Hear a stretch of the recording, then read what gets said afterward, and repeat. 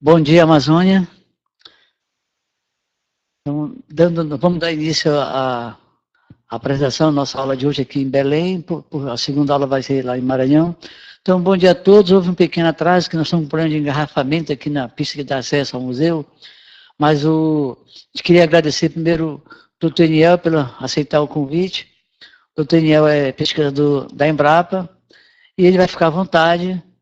E, doutor Eniel, à vontade, é só 1 hora de apresentação.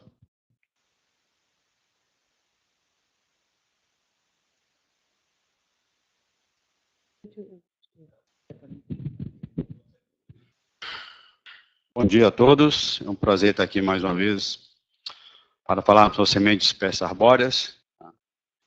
Espero que a gente possa ter uma conversa bastante simples e vocês não fiquem com vergonha de perguntar o que vocês quiserem perguntar. Se eu souber responder, eu responderei, senão eu peço a ajuda do colega, Dr. Osmar.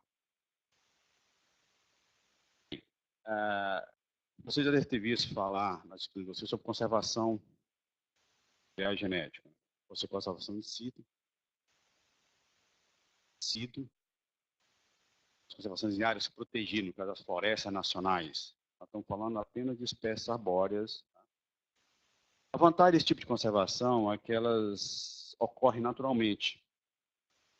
Entretanto, e outra coisa, a desvantagem é que ela é incerta. Devido à exploração que ocorre na Amazônia, você pode ter uma espécie que ocorre na determinada área, uma espécie muito procurada, e você acha que está sendo conservada, quando você vai procurar, ela está sendo explorada. Então, o ideal seria isso, mas nem sempre isso é possível.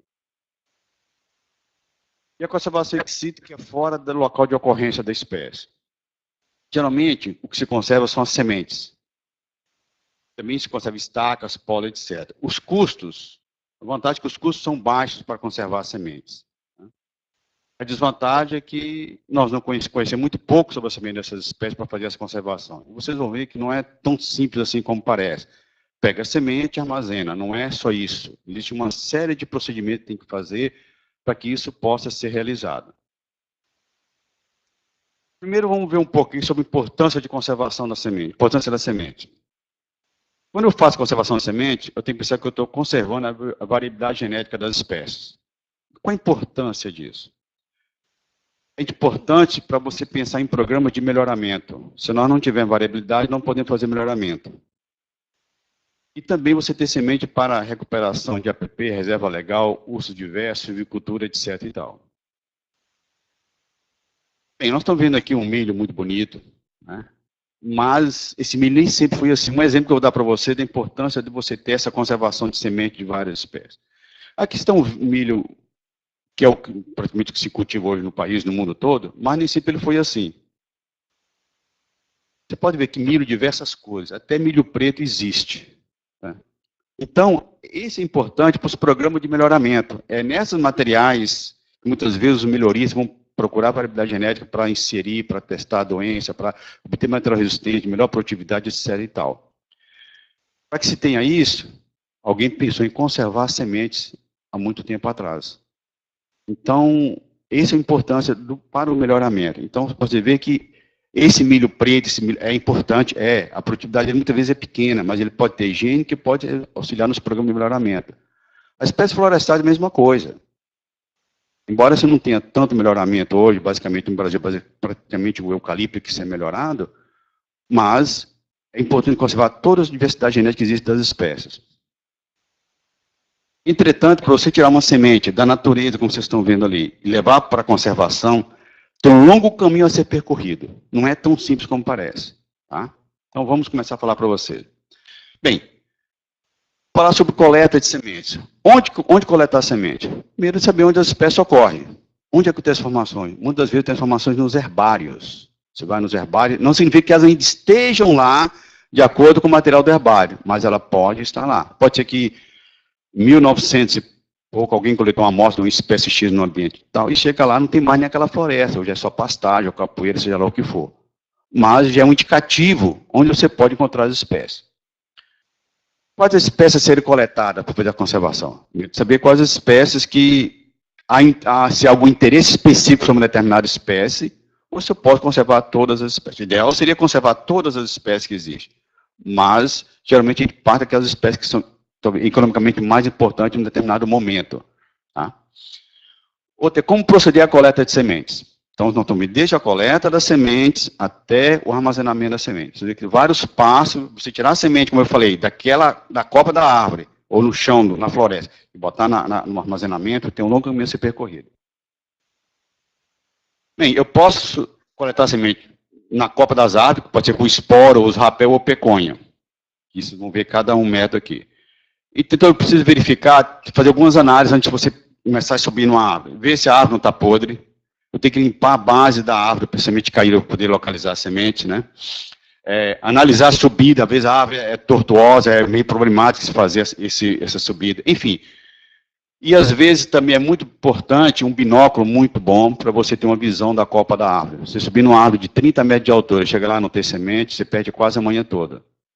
Então, às vezes tem fruto que está na árvore, mas não tem mais semente na árvore, o fruto. Tá? Aqui você tem um exemplo de rapel, onde a gente passa uma corda num dos ganchos da árvore, e que a pessoa vai subir, só que é uma corda mais ou menos 1 centímetro de diâmetro, mas não é fácil passar essa corda. E você passa uma corda de nylon com um chumbo na outra ponta, você vai jogar, você puxa tira aquele chumbo, puxa uma corda mais grossa, depois pega outra corda que você vai subir. Então, você praticamente é uma manhã para subir numa árvore, se a árvore for um diâmetro maior. Tá? Então, esse é o estilo rapel. Aqui o estilo espora, onde ele vai caminhar, em vez de ele caminhar assim, ele vai caminhar na vertical, tá? Onde você tem ali, ele está calçado nas esporas, onde ele vai poder subir na árvore tranquilamente. Entretanto, tem um detalhe, a árvore geralmente não pode ter mais do que 50 centímetros de diâmetro, porque o cinto que ele usa na cintura, vocês estão vendo passado na cintura dele, tem um laser pointer, não? Não? Então, aqui, se vocês verem aqui, ele tem um cinto aqui na cintura dele, ó, tá vendo aqui? Que vai passar na árvore, passar do outro lado da cintura dele. Então, se a árvore é muito grossa, o cinto não dá para fazer isso. Ele, com as mãos, ele vai fazer isso, ele dá um espaço e vai levantando o cinto. Então, se for muito grande também, ele vai tentar fazer, não vai conseguir. Então, é uma outra limitação que a gente tem. Dependendo do diâmetro da árvore, a gente escolhe o método de você subir na árvore, tá? Subir na árvore. Próximo, por favor. Ó, tá vendo aqui o cinto, bem nítido ali o cinto, ó. Tá? Ele passa no lado, do outro lado, e tem mais um cinto que fica pendurado, que ele for mudar de algum galho lá em cima, tem que estar sempre amarrado. Vai mudar de galho, ele bota o cinto que está pendurado e tira esse cinto que está aí. Tá? Próximo. Passou um aí, não? Passou aí, não. Então, tem a peconha também que a gente usa, e a peconha é que tipo subir a saizeira. Só que a árvore não pode ter mais que 25 centímetros, 30 de diâmetro. Aí a pessoa vai subir, mas sempre, a diferença desse método de com a peconha que a gente usa, é que ele vai estar sempre amarrado à árvore, vai passar vai vestir uma estrutura que ele tem e vai passar uma corda na árvore. Então, se por exemplo ele escorregar, ele não vai cair. Porque a árvore que está amarrada na árvore não vai deixar ele cair. Tá? Bem, o que ele vai coletar quando ele proceder? Pode ser os frutos, nesse caso os frutos geralmente vai coletar no solo, após a queda natural. Ou então vai coletar, às vezes, os frutos, abre em cima e vai estar só a semente lá no chão que ele vai coletar também. Mas é importante, antes de fazer a coleta de sementes, tem sempre coletar material botânico. Que não pode ser flores, botões florais ou frutos juntamente com folhas. Isso para ter uma certeza qual é a espécie que está coletando. Isso é importante para os herbários, é importante para quem está coletando material saber qual espécie que está fazendo a coleta. Que espécie é aquela. Senão ele pode ter espécie muito parecida, que ele acha que é uma espécie, não foi um especialista naquele gênero, naquela espécie, e não ser aquele que ele achou que coletou. Tá? Coletou o material, você vai prensar o material, você vai preparar aqui, nós já estamos para fazer fotografias, essas fotografias que vocês estão vendo aí, a gente faz muitas vezes no campo, lá na hora da coleta, tá? E aqui a pessoa do lado de lá está prensando o material. Nós estamos preparando para fotografar, às vezes não dá para fotografar no final do dia, se é flor, às vezes tem que fotografar na hora que você está lá na floresta. Aí existe toda uma estrutura que tem que carregar, uns fundos para fotografar, enfim. Existe toda uma estrutura que tem que ter para fazer muitas vezes essas fotos lá na hora da coleta. Tá? E nem sempre a gente está com um carro para poder prensar o material. Você prensa lá mesmo onde você está lá no mato. Tá? Aqui está o cara fazendo as anotações ali, o que ele está coletando, botando o número de coleta, e o colega já está prensando o material ali. Bem, existe uma série de informações que a gente tem que coletar junto coleta amostra botânica, para se um dia alguém precisar voltar naquele local, poder chegar exatamente onde essa espécie foi coletada. Que é nome científico, não vulgar que ela é conhecida naquele local lá, ou não popular, como quiserem chamar. Isso é bom para você conhecer a diversidade de nomes populares que as espécies têm. Nós temos espécies que têm 30, 40 nomes populares, às vezes espécies diferentes com o mesmo nome popular. Se você falar jatobá, por exemplo, tem 3, 4 espécies que todos chamam de jatobá. Faveira tem 6, 7, 8 espécies que chamam de faveira. Então é bom você sempre saber esse nome popular das espécies. E aí, latitude, longitude, que é muito importante para que alguém possa um dia voltar no mesmo local onde aquela espécie foi coletada. Tá? E descrever o ambiente, a floresta, se é várzea, terra firme, várzea, igapó, se é capoeira, se é restinga, enfim, tudo isso são informações importantes que devem constar na ficha de coleta. E o mais importante de tudo isso é você identificar a tua amostra. Não deixe para identificar no final do dia que você vai fazer confusão. Cada amostra dá um nome, sei lá como você quiser, sempre dá um número de coleta, porque isso vai facilitar que você misture a amostra, porque você não sabe o que foi que você coletou. Bem, já coletei o material, agora eu vou começar a preparar para o armazenamento. Tá? Inicialmente, eu vou fazer o armazenamento dos frutos. As coletas que a gente faz, geralmente, fica uma semana viajando para coletar. Então, se eu coletei na segunda-feira, onde é que eu vou deixar esses frutos? Geralmente, deixa local ventilado, não pode, não deve ser.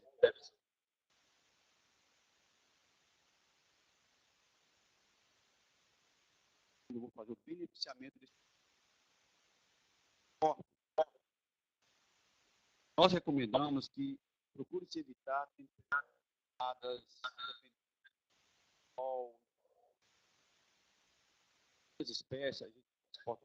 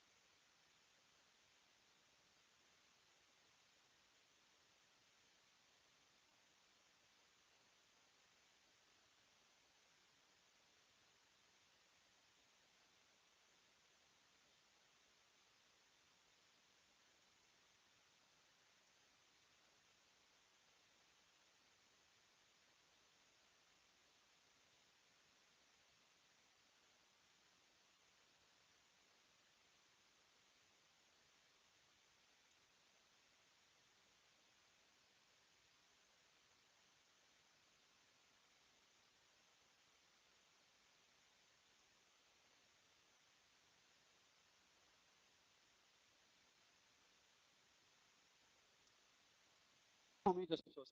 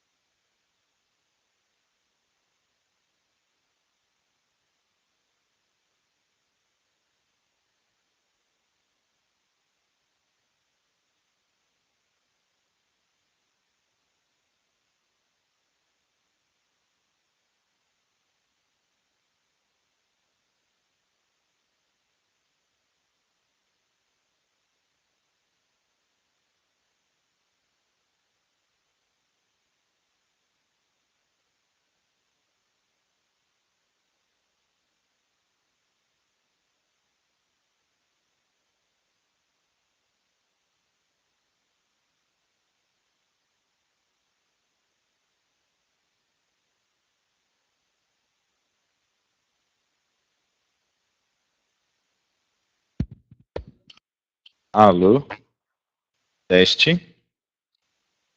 É, o som tá chegando agora, pessoal? Calma, um momentinho.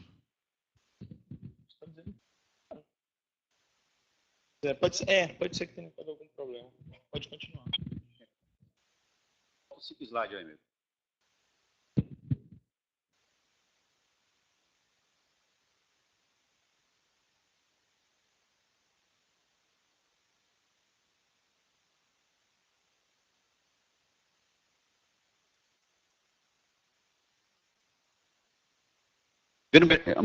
Volta para o beneficiamento aí.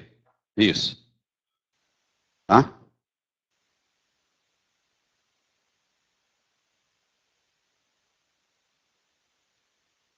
Professor, melhor que está aparecendo aí, infelizmente. Acho que está melhor do que olhar aqui.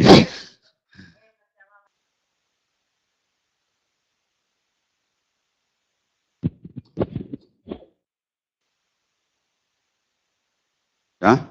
Bem, voltamos a alguns slides. Vamos começar a falar do beneficiamento. Não sei se vai atender as pessoas que estavam sem som. Tá? Se quiser que volte mais, por favor, nos avise. Bem, o beneficiamento vai depender do tipo de fruto que a gente coletar. Se for frutos secos, como nós temos aqui na tela, várias espécies, taxi, faveira, tento, pracaxi, pau preto, etc. e tal, você vai só tirar a semente do fruto e vai proceder dar continuidade ao processo para fazer a germinação. Tá? Próximo. Aqui mais alguns frutos, já tem uma copaíba, que já não são frutos carnosos, que nós vamos precisar de um outro procedimento. É necessário que a gente remova toda a polpa que existe ao redor da semente. Tá? Porque essa polpa ela é uma fonte de contaminação, de fungo, de etc. Tal, que pode acabar afetando, a semente pode fermentar com essa polpa e afetar a germinação, a taxa de germinação. Tá? E cada espécie vai ter o seu tempo, para ver se semente que tem que deixar na água 24 horas, 48 horas, uma semana. Aí cada espécie a gente tem que ter essas informações para proceder ao beneficiamento. Próximo. Bem, aqui está um caso bem interessante, é que nós temos aqui o tauari, né, que são sementes aladas, e o que vai ocorrer? Na árvore, ela... Deixa eu mostrar aqui. Aqui vocês vão poder observar que o fruto na árvore vai estar desse jeito. Só que ele vai abrir, o opéculo vai abrir, essa estrutura vai cair e as sementes serão dispersas. Entretanto, os frutos continuam na árvore. Como eu falei para você, é importante você ter um binóculo muito bom, para não, se você vai ver que o fruto está lá, tem semente, não tem semente. Tá? Então é importante ter esse cuidado para você, às vezes, se você for uma árvore alta, vai gastar uma manhã para subir numa árvore como essa, e você vai perder uma manhã. Então é bom ter um binóculo o melhor possível, que você possa manejar. Se for muito grande também, você não consegue usar dessa maneira, tá? Bem, é importante saber quando que os frutos estão sendo dispersos, que se você demorar para coletar, você vai chegar na floresta, o fruto vai estar lá, mas as sementes já estão todas comprometidas, como você pode ver que estão todas danificadas por inseto. Então, é importante coletar a semente logo depois da queda natural, que não você vai ter semente de boa qualidade, tá? Ou às vezes a semente já está germinando. Aqui nós temos a germinando na floresta, dentro do fruto mesmo, germinando dentro do próprio fruto e você já perdeu a semente. Bem, quando a gente coleta os frutos, aqui um exemplo de um tipo de jatobá, e que você tem à esquerda o fruto, a semente após a retirada do fruto e a semente após o beneficiamento. Você pode ver que é bem diferente daquela semente que você retira do fruto. A retirada dessa polpa que envolve a semente é importante para você evitar problema de contaminação das suas amostras, ataque de pragas, etc. e tal. E se você colocar a semente como está no meio ali, na câmara, ela vai estar com o teor de água elevado, e vocês vão ver lá na frente que você pode comprometer a germinação da semente com esse teor de água elevado. Bem, agora já viram a importância, a coleta, o método de coleta, beneficiamento, e agora vamos ver a parte de germinação. Bem, normalmente a gente pensa que toda semente germina rapidamente. Coloquei a semente e germinar, não é bem assim. Tá? Você não vê que cada espécie tem o seu tempo para germinar. Aqui nós temos tauari, germina rápido, 16 dias começa a germinar, e germina 30, 28 dias, germinou bastante, de 90%. Aqui nós temos jatobá, que se você pegou a semente e semeou, ela vai começar a germinar com 30 dias mais ou menos. Mas olha o tempo que ela vai requerer para você ter uma germinação de 90%. Quase 680 dias. Então, eu preciso resolver esse problema. Aqui já é um caso que eu preciso resolver. Como é que eu faço para a semente germinar mais rapidamente? Tá?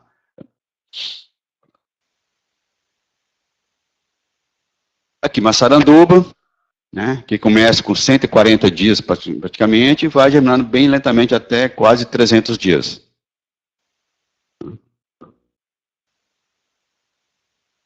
Bem, a sapotácea são aqueles frutos, que geralmente são frutos carnosos, que a semente tem aquela polpa ao redor da semente. Então, eu peguei várias espécies para mostrar para vocês. a taxa de germinação, o início e o fim da germinação. Você pega aquele crisófilo na maçarã do banana, com 10 dias começa a germinar. Com 18 dias você tem quase 100% de germinação. Entretanto, tem espécies que você vai precisar, por exemplo, Potéria macrocarpa, começa com 160 dias, 165 dias, e vai esperar 535 dias para você ter uma germinação elevada. Então, cada espécie você tem o seu tempo de germinação. E aí eu tenho que ver como é que eu acelero essa germinação. Para mim, eu tenho que esperar tudo isso. Se eu tiver que produzir muda, não posso esperar aqui 600, quase 2 anos para me ter uma germinação elevada das sementes. Tá? Paricá, são 2.700 dias para você ter uma germinação elevada, 90%, se você não fizer escarificação das sementes. Começa com 10, 12, 15 dias. Aí vai lentamente, uma semente, cada vez até terminação elevada. Tá? 2.700 dias são quase 6 anos, se não me engano. 6, 7 anos. Aqui são leguminosas, vou mostrar para vocês que, olha, pau preto, germina rápido, 3 a 10 dias, e assim várias espécies. Angelina, nós colocamos ali, começa com 52 dias, com 8 dias, para 1.700 dias para você chegar a 50% de germinação. Entretanto, se vocês querem ficar assim, você vai ter essa mesma porcentagem, até mais um pouco, com 8 dias. Só que isso eu tenho que fazer para cada espécie. No universo da Amazônia de 4.300 espécies, eu só fiz agora de 50. Então, eu preciso fazer as outras 4.350 espécies. Tá? E assim por diante. Várias espécies que germinam relativamente rápido. Eu não posso, fabácea germina rápido, ou fabácea demora para germinar. Eu não posso generalizar. Eu tenho que fazer para cada espécie esse estudo. Tá? Bem, essa semente demora para germinar, geralmente ela existe vários tipos de dormência. Não vou falar para vocês aqui agora. Próximo. Então, dormência são mecanismos que fazem com que as sementes demorem para germinar. Então, ela tem alguns mecanismos, que pode ser embrião imaturo, não vou falar mais na frente, mas são essa estrutura que faz com que a semente demore para germinar. Próximo. Bem, ela é boa ou é ruim?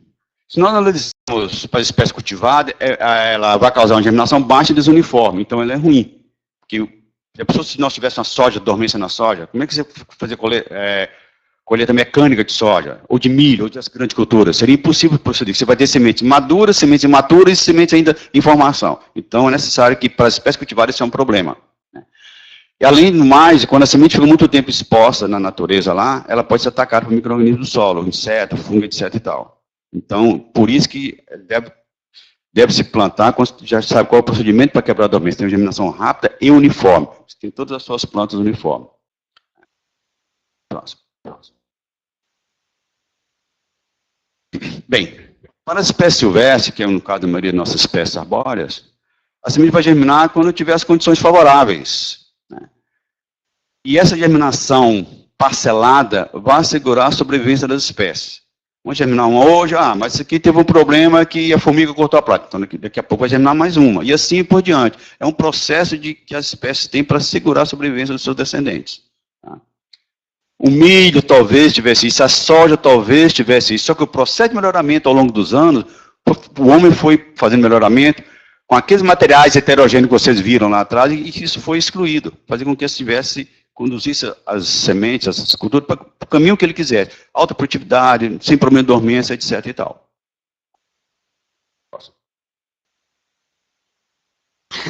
Aqui está mais ou menos umas informações para vocês, de 1.452 espécies das regiões tropicais, 39% tem problema de dormentes, né? Nas regiões desérticas e frias, essa porcentagem aumenta. Isso ocorre porque nas regiões tropicais as condições são mais homogêneas. Você não tem oscilação de grande temperatura, nas chuvas você não tem. Estou falando principalmente em termos de Amazônia. Então, existe uma porcentagem de sementes dormentes. Nas regiões quentes e frias, você tem oscilação na temperatura. Então, a espécie, ela produziu a semente numa época, vamos supor, numa época fria, que os descendentes não serão sobreviventes, então ela entra em dormência, ela fica em dormente para esperar a melhor época para começar o processo de germinação. Tá? Essa é a própria evolução das espécies faz com que isso aí ocorra. Tá? A dormência, ela ocorre, que se chama dormência primária, ela ocorre durante a maturação da semente. Vocês vão ver isso. Aqui nós temos um exemplo para você, que eu chamo de paricazinho. A semente já está formada, porém ainda está bastante, o teor de água bastante elevado, está, digamos, verde ainda. O teor de água bastante elevado, ó, teor de água 56%, germina 80%, não tem dormência. À medida que ela vai secando, a dormência vai se instalando. Foi para 16%, germinação 32%, semente dura 57%. Quando ela seca mais ainda, é quando ela também vai estar apta para ser coletada, a germinação, o teor de água cai mais para 11,7%, a germinação só 10%. Olha a porcentagem de sementes duras, 83%. Então, é quando ela está apta. Se eu coletar a semente ainda muito verde, com 56,8% de água, está muito verde, vou ter muita semente danificada, vou quebrar, vou perder muita semente. É necessário que ela faça o processo de secagem natural, para que eu possa proceder à coleta da semente, a coleta dos frutos e, consequentemente, beneficiamento para retirar as sementes. Tá? A dormência secundária nem sempre existe, mas às vezes a semente, houve algum problema ou condições desfavoráveis, ela entra em dormência e aí não vai germinar, até que tenha condições de ambiente, ou temperatura, ou umidade, ou seja lá o que for, que ela vai germinar. Bem, como que a gente pode resolver esse problema de dormência na semente? Normalmente, a maioria das leguminosas, principalmente as fabáceas, quer dizer, ocorre uma impermeabilidade do tegumento à água, ou seja, a água não consegue penetrar, o embrião não consegue desenvolver e a semente não consegue germinar. Tá? Isso é devido à deposição de suberino, lignina, etc., que existe no tegumento da semente. E são chamadas como sementes duras. Tá? É um mecanismo de dormência mais comum nas leguminosas. Então, as leguminosas geralmente têm sementes dormentes, não todas as leguminosas, geralmente tem semente dormente, que faz com que a semente não germine devido a problema de permeabilidade do tegumento à água. Tá? Para mim resolver esse problema, quebradamente, tem vários métodos que eu posso utilizar, como lixo, esmeril elétrico, que são superfície abrasiva, né, ou até uma calçada, posso ficar na calçada, né, cortador de unha para cortar uma parte do tegumento da semente para facilitar a penetração de água. Tudo isso para facilitar a penetração de água para que a semente possa germinar. Isso é bastante eficiente na leguminosa. Entretanto, dependendo da posição que você escarificar, você pode ter uma taxa de germinação diferente. Tem semente que eu escarifico na região oposta à micrópia, outra na lateral da semente, e aí você pode ter diferentes taxas de germinação da semente. Às vezes, não só a taxa, como a velocidade de germinação das sementes. Aqui, semente favarara sem quebrar a dormência. 464 dias, mais ou menos 60% de germinação. Como é que eu vou resolver esse problema? Aqui eu vou escarificar a semente, você pode ver que no primeiro fotografia está aparecendo a parte branca da semente lá, tá vendo? Que ali não se deve chegar a ter essa parte, é apenas uma ranhura que vai provocar no tegumento, que vai fazer com que a água penetre, a semente vai começar a adormecer e começa o processo de germinação. Nesse primeiro que está escrito errado aqui, ele é uma porta de entrada para fungos. E você pode acabar perdendo a semente. Então, não é preciso escarificar até aparecer os cotilédonos, não vai aparecer o tegumento, a parte das reservas da semente para começar. Então, não faça isso que você pode perder a sua semente. Bem, aqui como você é favorável para vocês. Testemunho de semente sem escarificar, quando a germinação muito baixa, esmeril, 83% de germinação, corte na lateral, 84%, enfim. São todos procedimentos, não há muita diferença ali. Quando eu provoco essa ranhura, eu faço um corte no tegumento para que a água penetre e o processo de germinação seja iniciado. Aqui, paricá, testemunha, 0% de germinação, esmeril, 96%, lixa, 94%. Então, são superfícies abrasivas que funcionam. Tá? Geralmente funciona. O problema é quando a semente é pequena demais. Como fazer? Tem semente que é 2, 3 milímetros, às vezes até 1 milímetro, às vezes é menos que isso. Como é que eu vou fazer para quebrar a dormência? Não posso passar no esmeril, senão a unha vai tudo junto com a semente. Tá? Bem, esses métodos são práticos, de baixo custo, às vezes o rendimento que não é muito grande, mas você consegue se verificar e paricar até 800 a 1000 sementes por dia no esmeril. É só uma por uma, dá um rendimento relativamente bom, dependendo da quantidade de semente que você queira plantar, dá para fazer. Tá? Bem, eu posso usar também o calor úmido, que seria água aquecida, ou forno micro-ondas, etc. Tal, para descarificar essa semente. ela vai causar uma tensão no tegumento e vai fazer com que provoca rachaduras e a água possa penetrar e a semente germinar. Geralmente a água se usa temperatura de 60 a 100 graus centígrados. Olha a faixa de temperatura normalmente usada. Cuidado que eu tenho que ter é o tempo de imersão da semente na água. É um método prático, de baixo custo, rendimento é baixo, dependendo você controlar a temperatura da água é um problema, então tem que ter esse cuidado. E o problema é você determinar qual o tempo e a temperatura que eu vou tratar essas sementes. Então, você tem dois fatores para estudar aí, tempo e temperatura. Aqui, para mostrar para vocês, semente não escarificada, duração no tempo zero, germinação 3%. Você trabalha com 100 graus centígrados e aumenta a duração do tratamento. Você pode ver com 10 minutos, 83, 15 minutos, 80. Você passou para 60 minutos, já caiu a taxa de germinação lá. Então, eu tenho que determinar esse tempo e essa temperatura para cada espécie. E como controlar essa temperatura? Você não pode pegar a semente, botar como nós fazemos para vocês verem aqui, não pode colocar muito em contato com o recipiente que está sendo aquecido. Próximo. É eficiente para várias espécies, né?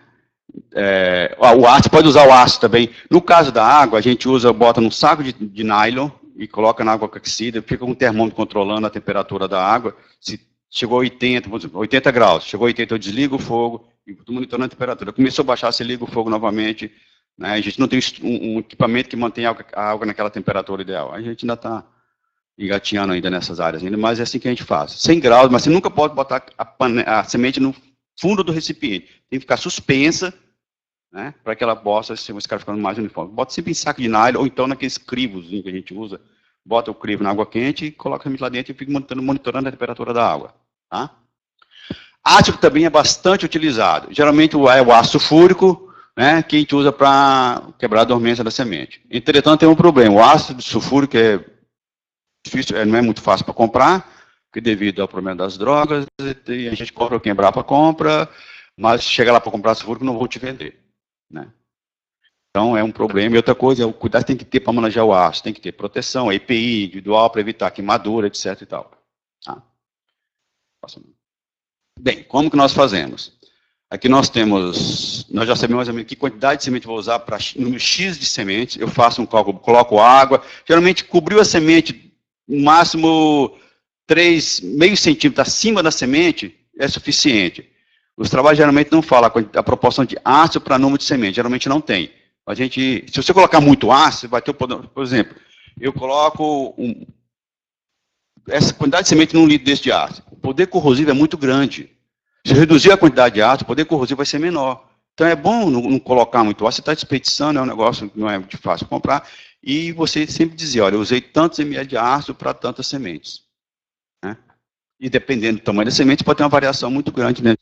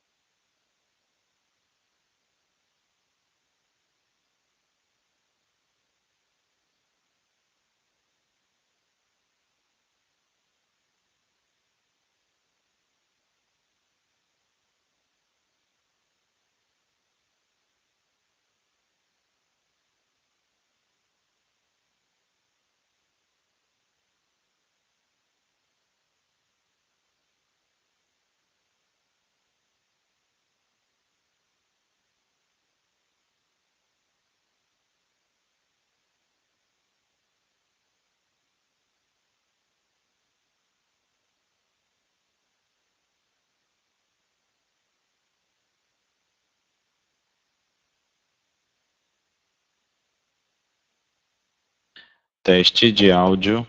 Áudio está chegando agora. Podem confirmar. Acho que foi um problema de microfone aqui. Só um momentinho.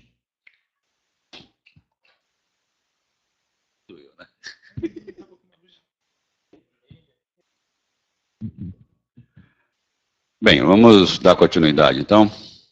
Bem, você pode ver aqui que quando você já está no final do tempo que você determinou como ideal para escarificar a semente, o ácido já não há diferença, já está todo uniforme, quase que da cor da semente. Então, nesse momento eu vou tirar o ácido e vou lavar a semente por no mínimo 10 minutos em água corrente. O ácido eu coloco no recipiente para dar o fim, como se diz, para reciclar, sei lá o que for, e a semente vai ser lavada, só depois eu boto para secar a semente, é aí que eu vou poder semear a semente, tá?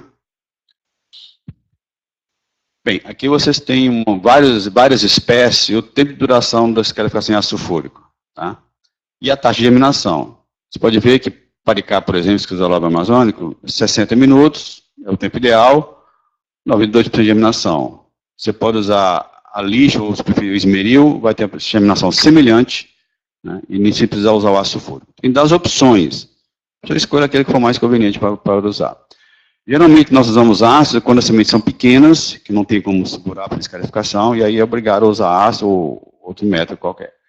Mas, tanto ácido sulfúrico como a água, etc. e tal, eu tenho que saber o tempo que eu vou submeter a semente àquele tratamento. No caso da água, além do tempo, a temperatura que eu vou fazer para escarificar as sementes. Tá? Senão eu vou cozinhar a semente e não vou germinar nada. Tá?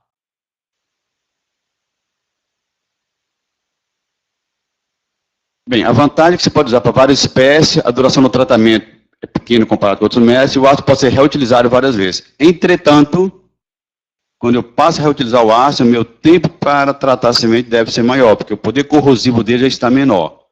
E fica difícil você usar o ácido se eu não sei qual está sendo o poder corrosivo dele. Tá?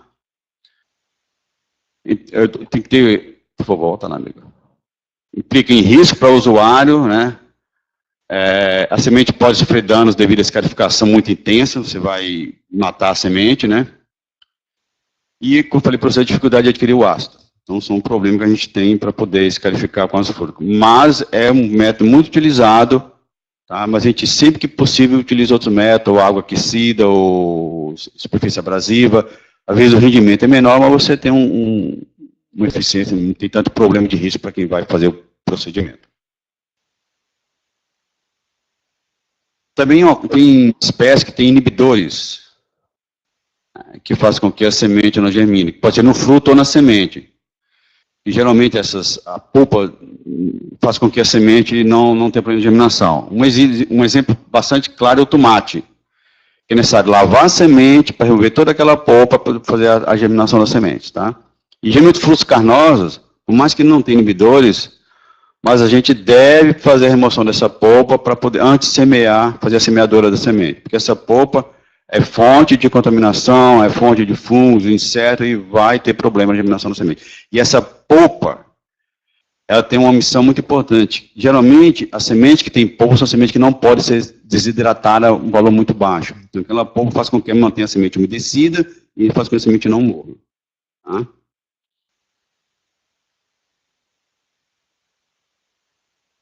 Um exemplo, isso aqui é a guimelina também, que ao ser extraído dos frutos, a germinação é praticamente inexistente. Então, preciso lavar em água corrente várias vezes para eliminar os inibidores e ter uma germinação de até 90%. Às vezes as pessoas tiram a semente do fruto e semeiam, pô, não germinou nada. Peraí, mas e aí? Pode ter problema de dormência, de tegumento, ou então inibidor que pode afetar a germinação.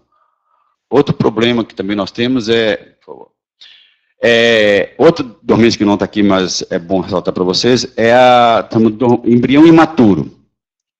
A semente é dispersa, mas o embrião não está maduro ainda o suficiente para iniciar a germinação. No caso da maçaranduba, é um exemplo que eu considero. A semente é dispersa e vai começar a germinar com 140 dias. Então, embora os frutos estivessem aptos para dispersar a semente, mas a semente não está apta para germinar ainda. O que faz? Faz estratificação e deixa a semente o tempo que ela precisar para poder iniciar a germinação. Mas pode ser resolvido com avaliação de estimulante de germinação, etc. e tal, que precisa determinar também qual seria o método que vai promover a germinação dessa semente. O cubo é outro exemplo também. O cubo a gente começa a germinar com 40, 50 dias, E você vai ter germinação melhor lá com uns 80 dias mais ou menos. Então, esse período todo, você pode resolver testando outros métodos para estimular a germinação da semente. Já não é tegumento permeável, já vai ver, já são outros processos que existem, embrião dormente, embrião, etc. Tal, que pode estar afetando a germinação. Bem, para mim armazenar semente, eu preciso secar as sementes. Eu não posso pegar a semente como ela vem do campo e armazenar. Porque muitas vezes vem com o teor de água muito elevado e eu não posso, vocês vão entender por que eu não posso fazer isso. Semente de qualquer espécie pode ser submetida a secagem? Em parte, sim, porém não muito. Como que eu sei qual a espécie, qual é o teor de água que eu posso armazenar aquela semente? Bem, as sementes classificam em 3 tipos de sementes. 3 tipos básicos de sementes. Semente ortodoxa, só aquela que eu posso secar a níveis de 4 a 6% e congelar as sementes. Se vocês viram um tempo atrás, passou uns 2, 3 anos, no jornal no Fantástico, a Arca, a semente que era conservada a temperatura sub-zero lá na Islândia, ou num bunker lá, pois é. Aquelas sementes são sementes ortodoxas. Eu posso secar e congelar até menos 18 graus. Alguns até menos 196 graus. Tá? Nitrogênio líquido. A recalcitrante é exatamente o oposto. Eu posso secar, porém eu não posso secar muito. Até quando eu posso secar? Eu tenho que determinar para cada espécie. Tá? E eu tenho que armazenar uma temperatura de 15, temperatura mais elevada, 15, 20, 25, 30 graus, é a temperatura ideal. Isso também eu tenho que determinar para cada espécie qual a temperatura que eu posso armazenar as sementes. E como o nome diz, as intermediárias, eu posso secar, não tanto quanto as ortodoxas, porém mais que as intermediárias. Então, aí eu já posso armazenar na temperatura de 10 graus, 15 graus, dependendo da espécie, às vezes até 7 graus seria a temperatura da geladeira. Tá? Em resumo, aquilo lá, nós diríamos para você o seguinte: as ortodoxas, o teor de água é baixo, a temperatura para armazenamento também é baixa. As intermediárias, o teor de água é baixo, porém a temperatura é alta para armazenar sementes. E as recalcitrantes, o teor de água é alto e a temperatura para levar também é alta. Tá? Aqui, diferenciando as recalcitrantes ortodoxas, as ortodoxas ocorrem em regiões clima úmido, regiões áridas, clima úmido e temperatura elevada. Tá? As recalcitrantes já em clima úmido, florestas tropicais e áreas de mangue. Você tem tempo aquela umidade excessiva lá. Tá? Tolera secagem e baixa temperatura. As recalcitrantes não toleram baixa secagem, a temperatura também baixa. Armazena as ortodoxas, pode armazenar por algumas décadas, até alface, por exemplo, os caras falam para até por 50 anos, semente de alface. Nós estamos com, trabalhando armazenamento com Paricá, a semente já está com 9 anos, com 98% de germinação, sementes congeladas a menos 18 graus. E tem outras espécies também, que estão, jatobá já está com 3 anos, etc. Tá? Germinação de sementes pequenas ou médias, e a dormência geralmente tem dormência. Enquanto que as recalcitrantes armazenam por alguns dias ou alguns meses, são sementes médias e grandes, isso é muito relativo, médias e grandes. Tá? E a dormência geralmente existe, é ausente ou frágil, mas já está verificando que muitas espécies tropicais existe embrião imaturo, que é um tipo de dormência também, que faz com que a germinação seja inicie um pouco mais lá. Isso aqui é os conceitos gerais, principalmente para as culturas, grandes culturas. Tá? Aqui dá um exemplo para vocês da espécie que eu posso secar a semente bastante, aquelas ortodoxas. Quando eu faço a coleta de semente de Paricá, o teor de água dela é em torno de 11%. Preste atenção nesses valores. Tá? Eu vou secando, eu vou monitorando a germinação. 11, 9, olha a germinação lá. Pouco eu estou alterando, tá vendo? Até 3,5%, 3,2%, 98%.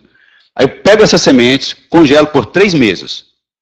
Daqui a 3 meses eu tiro a semente e faço a germinação de novo. Nessa altura eu já sei, com o Paricá, como é que eu vou quebrar a dormência. Já estou com tudo definido já. Já coletei, já sei onde coletei, como é que eu vou beneficiar, já fiz tudo isso. Tá? Então, depois de 3 meses, se ela tem germinação elevada, ela provavelmente é uma espécie ortodoxa. Tá? Aqui está as recalcitrantes, como no caso que eu posso, olha lá estava 11%, aqui estou com 57% de água. Tá? Então você vai secando até que chega a 41% de água, a germinação está elevada ainda, aqui, ó, 92%, a segunda coluna lá. Aí eu vou reduzindo a germinação, a semente vai morrendo. Olha, a semente morta está aumentando lá, olha. 0,00004, 7, 23, 67, 78, 88, 100%. Com 14% de água, todas as sementes estão mortas. O Paricá era 11%, foi até 3,5% de água. Então, se eu quiser conservar a semente de composta, eu tenho que pensar na temperatura, no teor de água, tem um de 40%, para mim ter uma germinação ainda elevada. Tá? Entenderam? Os dois extremos. Tá? Próximo, por favor.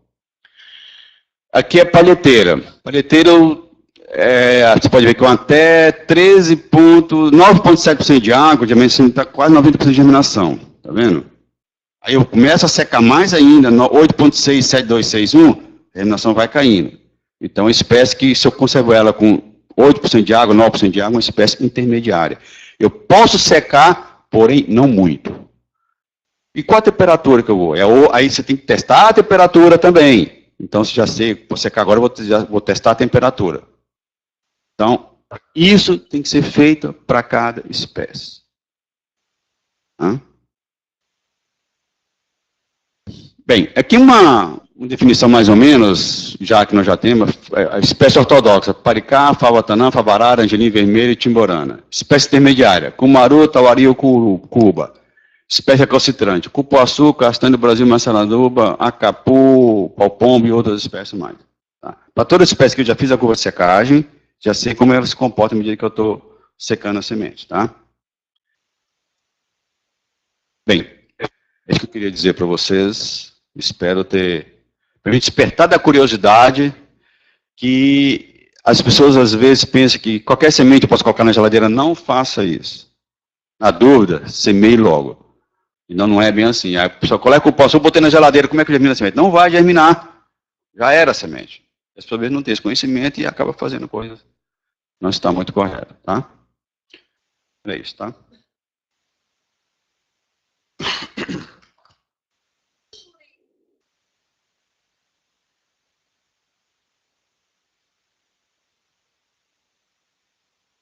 Você falou do cumaru, né? E o puxuri, já foi feito algum teste? Quando se trabalha com sementes florestais, a grande dificuldade é você ter sementes. Né? Puxuri, você tem uma semente por fruto. Para mim, fazer cada tratamento, eu preciso no mínimo 110 sementes. Então, essa é a grande dificuldade. Para você fazer cada teu diabo, 110 sementes. Se eu for fazer 7 tratamentos, são 700, são quase 800 sementes. É difícil conseguir grande quantidade de sementes para você poder fazer esse processo. Então, eu não fiz com puxuri ainda não. Mas eu já fiz a semeadura dele, germina com o teu diabo elevado. Provavelmente é uma espécie recalcitrante. Tá? Então, tem esse detalhe aí, que é provavelmente o você tem um intervalo de confiança bastante grande aí, tá? Mas ainda não fiz com puxuri não.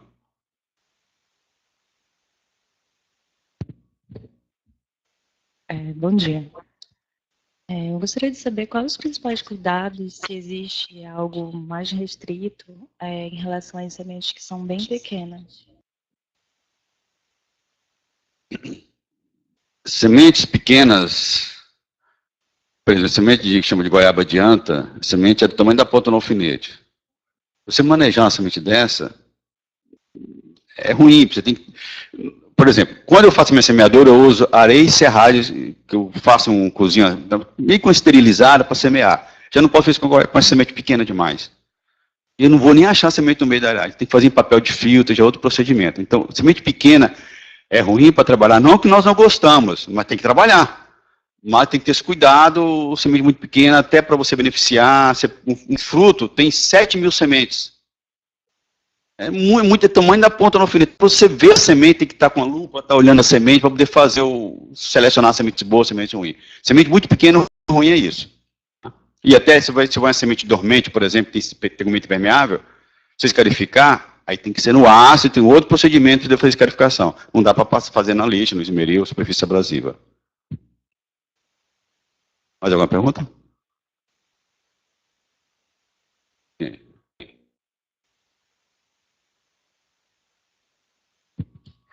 Das sementes que você apresentou no quadro, agora no finalzinho, quais delas são para fins alimentícios? com madeira. Eu só trabalho com espécies florestais. Agora, nas florestais você tem os frutos que são alimentícios, né? Então, aí você vai comer, geralmente você vai comer o quê? A polpa, né? A castanha você come amêndoa, né? E assim por diante, né? Eu trabalho com espécies arbóreas, florestais.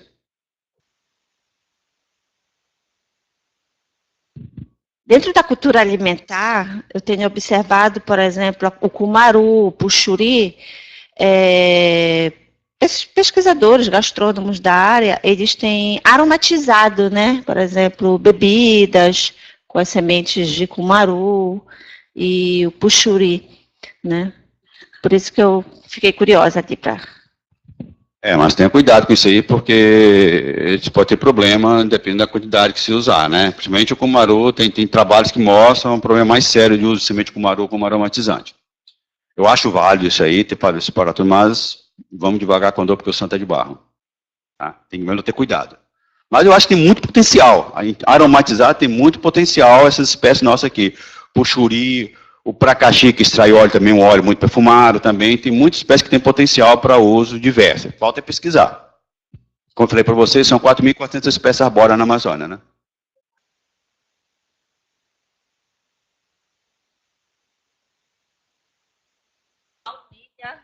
Amazônica, né? Não, é só uma curiosidade em relação ao cumaru, porque gastronomicamente ele tem sido muito valorizado, né? Mas realmente tem essa questão da concentração, da dosagem, né? Que você precisa conhecer o que você está usando, né? Porque ele tem um aroma agradável que você vai consumir, né? E aí ele é considerado como uma baunilha agora amazônica, né? Mas como eu falei para vocês, só tem esse cuidado com as dosagens que eu vou utilizar, né? E qual é a dosagem recomendada? Eu não sei, eu tenho que fazer para cada espécie, tá? Tem pergunta aí? Ou não entenderam nada, ou entenderam tudo, né? Eu fico preocupado. Obrigado, pessoal. Eu coloquei meu e-mail no início lá, se alguém quiser, eniel.cruz@embrapa.br, se alguém quiser algum trabalho que nós já temos publicado aí, mande um e-mail que eu mando o link, onde vocês podem baixar esses trabalhos aí. Nós temos mais ou menos umas 36 espécies escrevendo sobre germinação, e se alguém estiver interessado, a gente pode mandar os links para vocês. Tá? Obrigado. Ok, a gente agradece o doutor Eniel pela apresentação, todo ano ele colabora conosco. Quanto à palestra, slide, ontem do doutor Ribamar e agora do doutor Eniel, nós vamos disponibilizar hoje à tarde para o professor Lídio, e ele então encaminha para os demais professores aí da região. A gente pede desculpa, né, porque infelizmente online às vezes não fica online, fica offline, então dá esse problema. Mas é assim mesmo, né?